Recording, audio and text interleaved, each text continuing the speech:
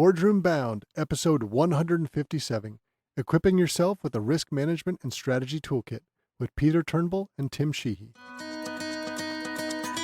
But if you want to take a longer term or a sustainable view of your business, you've got to have a wider view on life, and that's that sort of stakeholder, wider interested group of people type view, and I think that's where the world's already moved to, and I think it's actually accelerating. So to run a successful business sustainably, I think it's just common sense and good business. Hello, and welcome to this episode of Boardroom Bound. My name is Alexander Lowry, and this is the podcast dedicated to intentional leadership in the boardroom. My goal is to give aspiring and existing directors the tips, tactics, and strategies necessary to transform your confidence and build a successful career as a board director. Quick reminder, you can get all of today's show notes at podcast.gordon.edu. And in today's episode, we have a special treat. We're speaking with two governance experts. So I have from down under, Peter Turnbull and Tim Sheehy, both the leaders of the Chartered Governance Institute, previously the leaders of the Governance Institute of Australia, people well in touch with the Institute of Director-type organizations, helping people to be the best experts they can be as governance professionals in the boardroom. So much to cover today.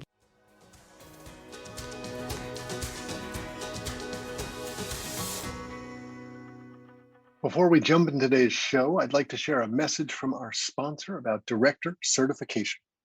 Want to join your first board, or are you looking for additional board seat opportunities? In either scenario, be sure to be disciplined in your approach. Now, through the Becoming an Exceptional Board Director Candidate Coaching and Certification course, you get both modern board director candidate packaging and modern board operations knowledge integrated within one program. Remember, the key to landing additional or your first board seat is in your packaging. Make the effort to do it right. Program graduates also receive their globally recognized International Board Director Competency Designation upon course completion. It's designed for individuals and groups. You can learn more at bit.ly/IBDC-D. That's bit.ly, bit.ly/IBCDC-D. And now let's jump into the show.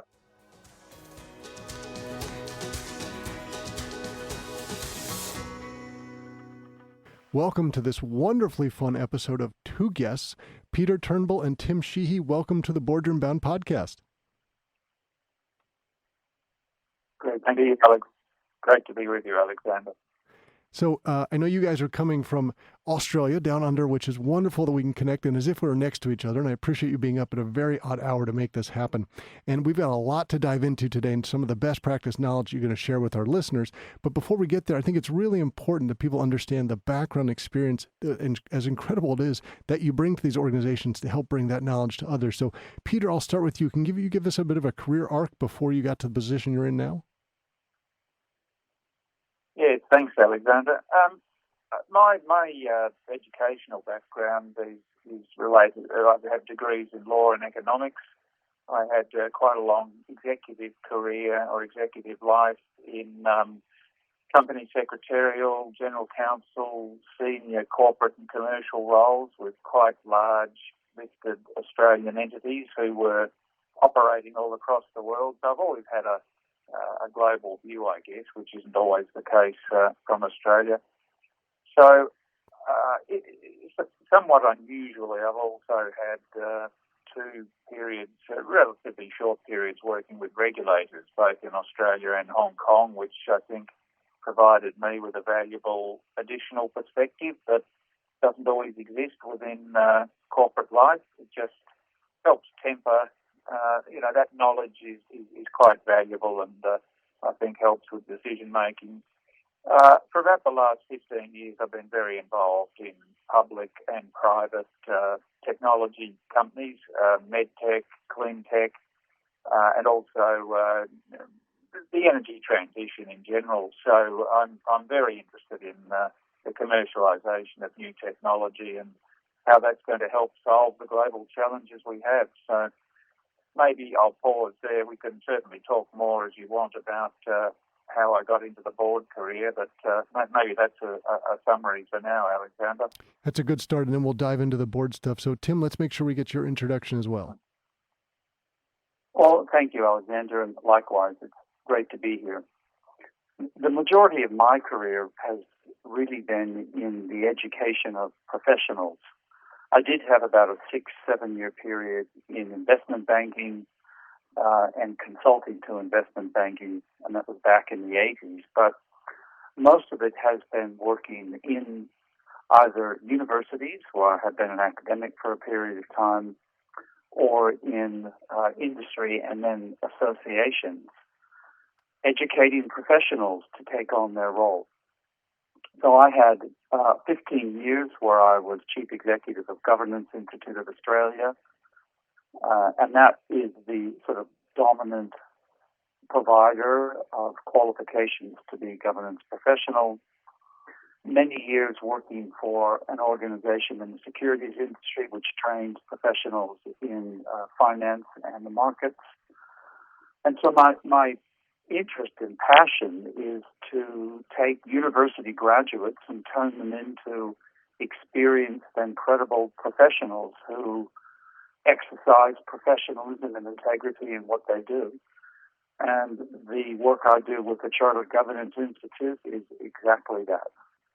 So it's a very long background that I've had in that field. Thank you. Well, you both bring such deep expertise in this area of, I would call it being a governance professional, which is a wonderful thing to do. And there are certain places in the world that have great organizations, the UK, Canada, the US, Australia is one of those. And we have a very large listenership in Australia, but also in other places around the world who may not be as familiar with your organizations. Now, I would argue that there's probably an equivalent to many of these organizations in all the established places in the world that have great governance, the US, the UK, Canada, places like that. But I would love if we could just help our audience understand some of the terms we're going to use today. I know, Peter, you have been involved in leading or certainly membership of all of these organizations. Maybe I'll pitch this over to you. If you could just sort of paint a bit of a picture for us between, say, Australian Institute of Company Directors, the Chartered Governance Institute, the Governance Institute of Australia, sort of which parts of the boardroom they help prepare for people to be their best. Thanks, Alexander. Well, I think in simple terms, the boardroom is the boardroom. They're all trying to equip governance professionals and in many cases directors for the role that's pretty well known to people. But CGI, when we use that term, is the International Institute, the Chartered Governance Institute, which is an interconnected international organisation with divisions across 9 different countries around the world. So it's a truly global organisation that's interconnected and has had a very long existence, back 130 years at this stage. So when we talk about the Governance Institute of Australia, that is one of the 9 divisions of the Chartered Governance Institute, and that's sometimes referred to as GIA. GIA exists in Australia, as I mentioned, as one of those 9 divisions. The Australian Institute of Company Directors also exists in Australia for similar purposes, education, advocacy, and thought leadership. So, in general terms, I mean, all these organisations are trying to do the same thing, to push the governance debate forward, to improve standards, to make sure that the education and the training and the thought leadership is there for the governance practitioners, not only of today but of tomorrow as well. So it's a very important role in my view. And there's no question that these organizations are essential. Like, I think all of us can look at the newspaper or watch the news and see whatever scandal or failure seems to be going on these days with some board. And it's always sad because these are usually experts around the room and things are still happening in organizations. So there's no question that the very best governance practices are needed in organizations. And when you sort of step back and think about that, there's probably different advice that you're giving someone who is perhaps brand new, saying, I want to be a board member someday. I want to prepare for that and be ready, versus someone, maybe I'm on my first board seat and I realized I want to be a professional. I want to do a portfolio board roles and do that full time. But even with those 2 different parts of people on the spectrum, there's probably some basics we have to make sure that everyone is doing in their roles, things probably like risk management or strategy that you're on the board. I would love if you guys would sort of share some of the guidance and advice that you're putting out there. I realize those are big questions, but I'd love for you to unpack that. Do you want to go, Tim? Yes. I want to carry on a little bit, in answering your question, carry on a little bit from what Peter said. CGI Chartered Governance Institute, of which Governance Institute is a part, its focus is on training and professionalizing the senior staff in the organization, the actual practitioners. It's complementary to what the Australian Institute of Company Directors does, or for that matter, any other, we call them IODs, any other institutes of directors around the world. The way we approach it, we're what I would call a self-regulating profession. Governments around the world accept the concept of self-regulating professions.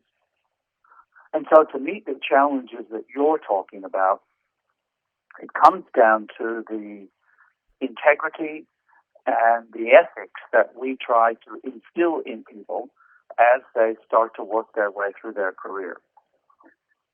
And it starts with a foundation of an excellent education in what is important in governance, what is important in risk management, the things that you mentioned, Alexander, what is important in strategy.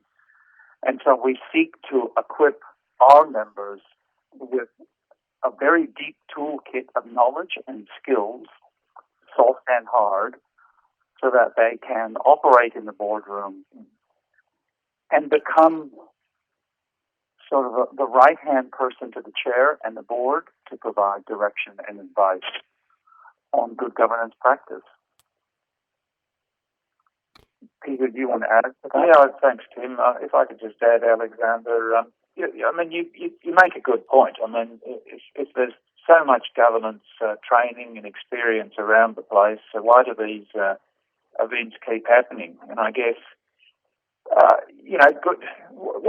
back to what Tim was saying, what we try and do is equip people to understand what good and excellent look like in the governance sphere. It's really important in life to understand what good looks like to start with. So, but that doesn't mean in every case that everyone in a fragile board kind of environment is going to embrace everything that we would regard as good governance. And this is where the failures can keep happening.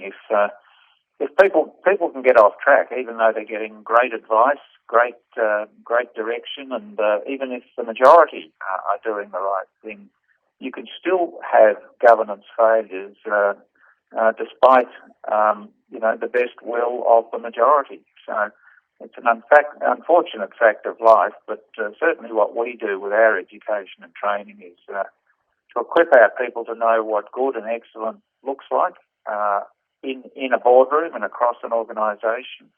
And we have high standards. If our members are seeing something that is not acceptable, they will speak up. They will question.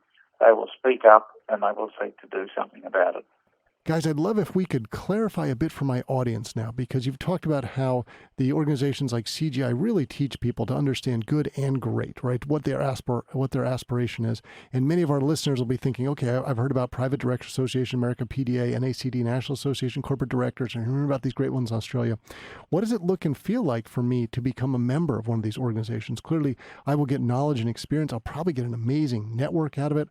I'll probably be able to use that to grow not just to this first board seat, but probably into future board seats as well. So Tim, maybe I'll start with you here. Help us understand what it would look like for someone, say, becoming a member of CGI and how they grow and develop over time with the organization. No, good question. The role of these organizations is not just to equip someone and then send them on their way. It's not a set and forget. So it's very much, once you have qualified, once you become a member, we try to create an environment where there is, this is a bit of a cliche, a family, but certainly a network, so that people can model their behaviors on more experienced members. It's important to acknowledge that in many cases when someone is in the traditional role of company secretary, they could be the only one in the organization. They may not be an assistant and so forth. And so, by definition, many times our members operate alone.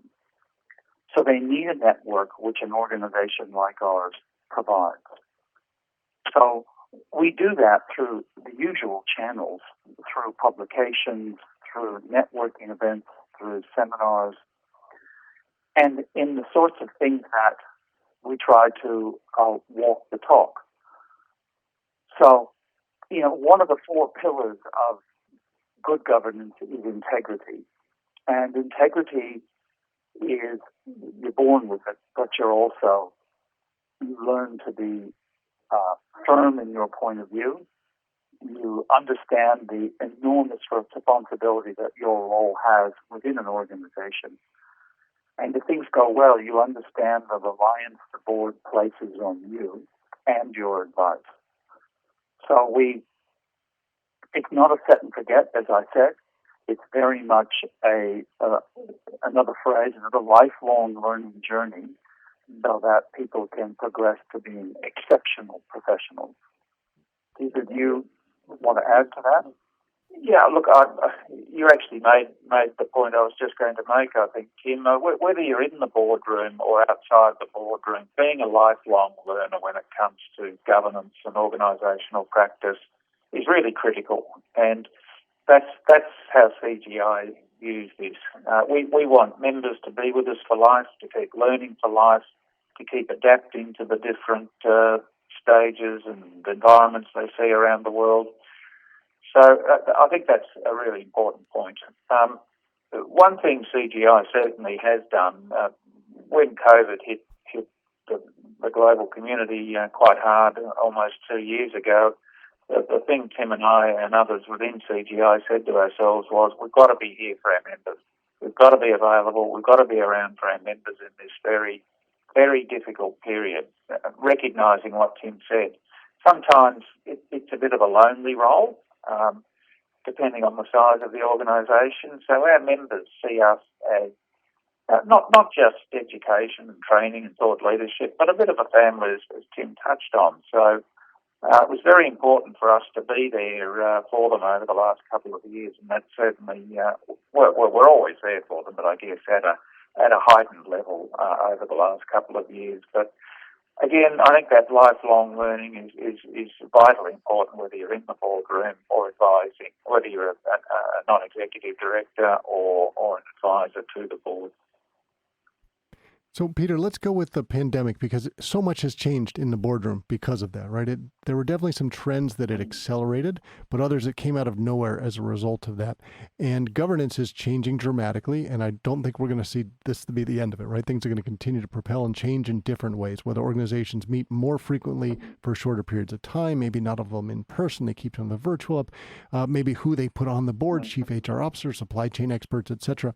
And as we look forward, and as more variants come out, this will continue to grow and change over time.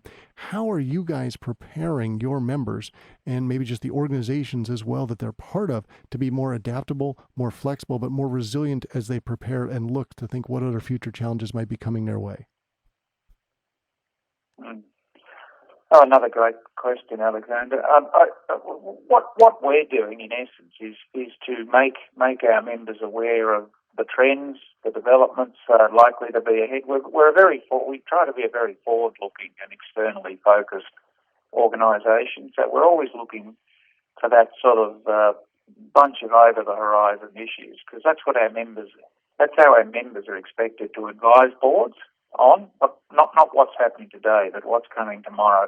And also, where our members are directors, it gives them that forward-looking stance in life. So what we try and do is make sure they're very aware of the trends and how they might react and equip themselves in relation to those trends. But you're right, and an awful lot has changed as a result of this global pandemic.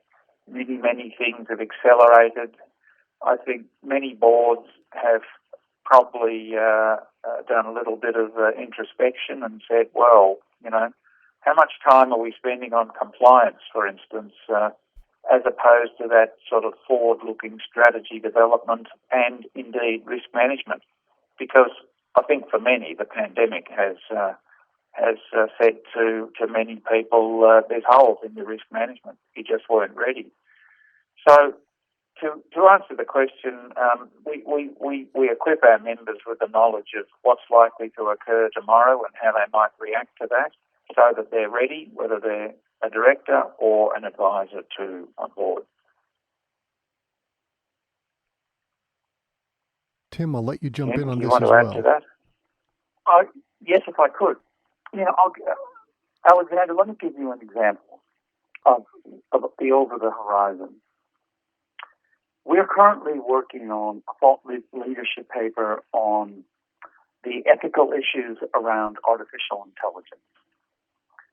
I know it's not brand new, but nevertheless, organizations and boards are going to have to come to terms with whether or not their use of artificial intelligence is consistent with their company's values. And these are ethical issues in which there's no right and there's no wrong. And there can be some very subtle biases with artificial intelligence that creep into an organization unless you're attuned to it.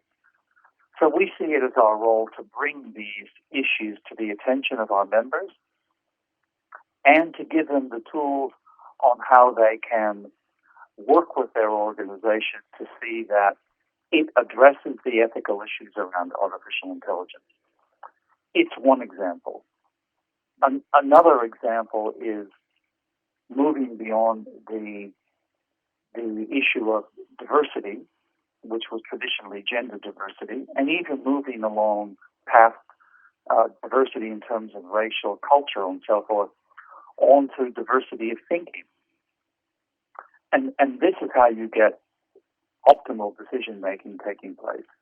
So these are two examples where it's not that we take for granted the practice of governance, we don't, but we also have an additional obligation to equip our members for the issues that are coming now and tomorrow. I think, Tim, just to add to that, your examples confirm that our focus, Alexander, is really on the practical. We're not a theoretical type organisation. Our members are generally practitioners, advisors, directors themselves. So our viewpoint is very much on the practical and applied knowledge being developed, but with that sort of stretched look ahead into the future. That makes sense. And when I think about this next question, I'm going to frame it in terms of, the guidance and advice CGI is giving, as well as, say, Peter, from your vast experience of being a non-executive director, not only as a NED, but as a chair of listed public companies, right? So there's sort of two perspectives on this. And I imagine every board member, because of this, partly because of this pandemic, sort of struggles with the dealing with today and whatever the problems and the crises are, but also planning for tomorrow. So let's say maybe risk management stuff is a bit of planning with today and dealing with today's problems, and also trying to look for the future. And certainly the strategy stuff that every board member probably thinks they'll be doing is some of the future stuff. And when everyone's just sometimes just trying to get through today based on everything that's changing so fast, what is the advice that you're giving out to people? What is the feedback you're getting from your members? I'm sure all of us listening would be better board members as a result of the guidance you can give. I think generally, Alexander, what we're hearing is that life has been reasonably difficult in boardrooms over the last 2 years. It depends on what business you're in and what kind of company or organisation you are, but life's been difficult. So to answer your question, I think it is about balance. There's still a lot in life that boards have to deal with in terms of today type issues. Just dealing with that body of things that are right in front of you and can't be ignored and shouldn't be ignored. So I think it's all about balance. I mean, in a crisis kind of time like this, you need to make sure you've got the balance between dealing with those everyday issues, which have to be dealt with, but still giving yourself time and space and a bit of quiet time to think about the future. Otherwise, there are things that could, if you don't spend that time and don't stretch your thinking into the future, there are other things that can jump out at you that could be quite negative in terms of moving beyond something like this pandemic. Tim, I'd welcome your thoughts as well. Well, it was interesting. When this pandemic hit, I interviewed about 10 very senior company secretaries around the world and asked them, how was it going for them? Every one of them said the importance of their role as seen by the rest of the organization jumped dramatically. And you could see that in a crisis, an organization fell back on its systems. The systems that we have in place that will help us navigate this crisis. What that did then was cause organizations to have a very good look at their risk management systems. Their, as Peter said, the time they put aside to look to the future, to look over the horizon. So our members have a role to play in working in particular with the chair to see that adequate time is put aside for compliance. There's no question about that. For operational matters, there's no question about that, but also for medium to longer term strategy and thinking. It's absolutely critical for this role and critical for a board. Something else that's, I would say, is critical for a board is, I'm going to call it stakeholder engagement. I want to make sure we talk about this today. In the U.S., within the last few years, the Business Roundtable, the massively important organization with many of the leading CEOs of companies we would all recognize as name brands, said, okay, it's no longer about just rewarding the stockholders. We want to think about all stakeholders, right? So clearly people who own shares, but our employees, our customers, our community, the list goes on. And stakeholder engagement, the challenges have only risen dramatically, and I think they will continue to be. People probably think about activists and others when we think about stakeholders. What is the advice that you are giving people about how to tackle this big and meaty topic?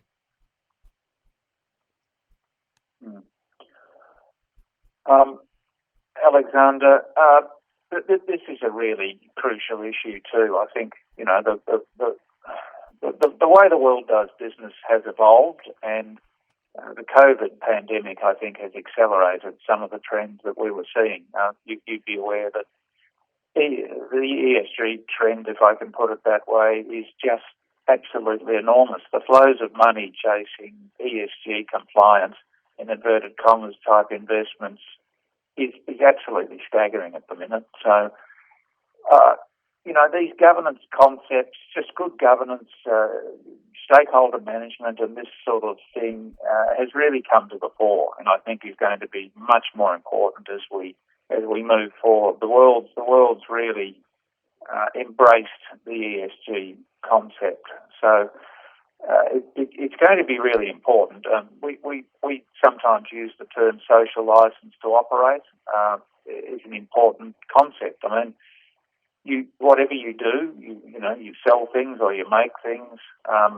We're in a world now where where the shareholders are obviously very important, but if you want to take a longer term or a sustainable view of your business, you've got to have a wider view on life, and that's that sort of stakeholder, wider interested group of people type view, and I think that's where the world's already moved to, and I think it's actually accelerating. So to run a successful business sustainably, I think it's just common sense and good business to be very aware of a wider group of stakeholders that need to be communicated with.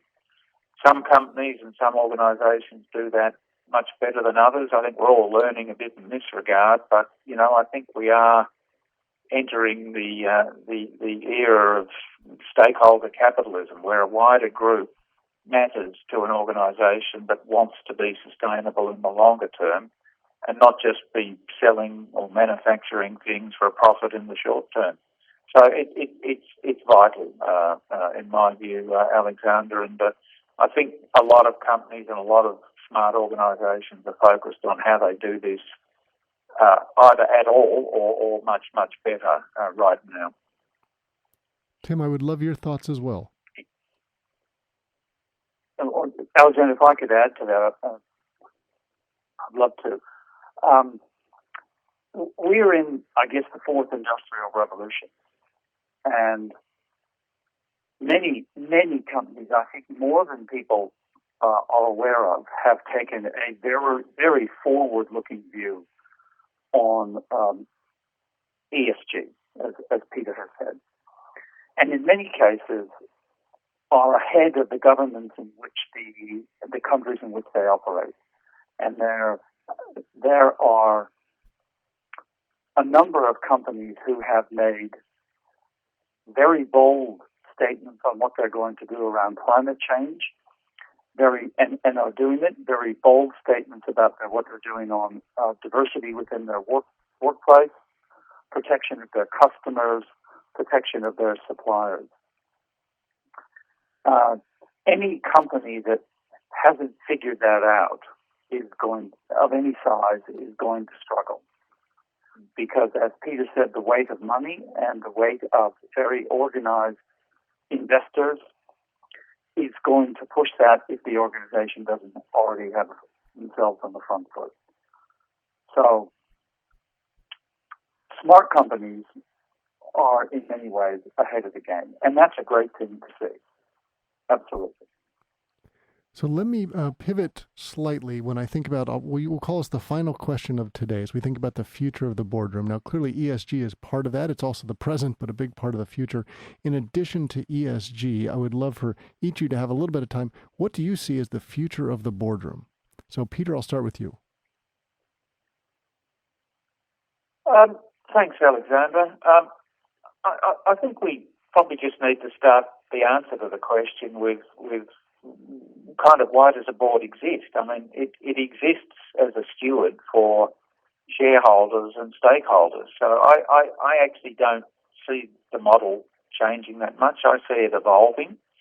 The board's role is to question and improve outcomes, to ensure you've got the right strategy, to ensure the right senior people are in place, to ensure you've got the best fit for purpose governance, and as I said, to act as that fiduciary, in that fiduciary stewardship capacity for the shareholders, but in today's world, I think for a wider group of stakeholders. But also, I think importantly, to apply that diversity of thought, or to achieve that diversity of thought that Tim talked about earlier. So I think the roles and responsibilities are clear. I think they are evolving, and I think some of the trends around this have accelerated again as a result of the pandemic. But I see boards of the future evolving.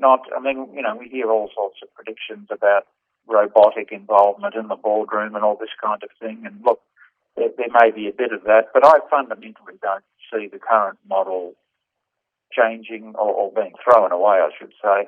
I see it evolving, and I think the ESG trend has certainly got the focus of most directors and most boards around the world. So it becomes a matter of what do you need to evolve or change, not sort of throw out the whole model itself. So I think boards will be very focused in the future on ESG, on, as we've said, the wider group of stakeholders, and just on how they can do things better. In many parts of the world, there's a bit of a sort of a malaise around having to spend so much board time on compliance, just for compliance's sake. There's things like that probably need attention, and that's also something that needs to be talked through with governments, obviously, and lawmakers. So, all in all, I see boards evolving. I see them learning quite a bit from what they've seen and how they've reacted and how they've done in relation to this global pandemic. But I think the big trends will be properly qualified, properly composed boards with that ESG knowledge and focus, a wider stakeholder view of life. But we're not throwing away a return to shareholders here either. I mean, the shareholders are the ones who provided the risk capital. So somewhere in all of this, there's always going to need to be an adequate return to shareholders as well. Tim, do you want to add a bit there? Well, yes. I mean, Alexander's question was about, well, how do we see the future of the board? Well, the board is, to me, primarily concerned with the future of the organization, and it must always keep that in mind. Management comes and goes, but the organization carries on, and it's the board that is responsible for that. So a good board which can merge, as Peter said, the objectives of shareholder return, which can never be forgotten, with community expectations in order to be sustainable in the long term is doing its job. And that is a demanding task. So a board, as Peter said, will need to evolve because expectations will evolve.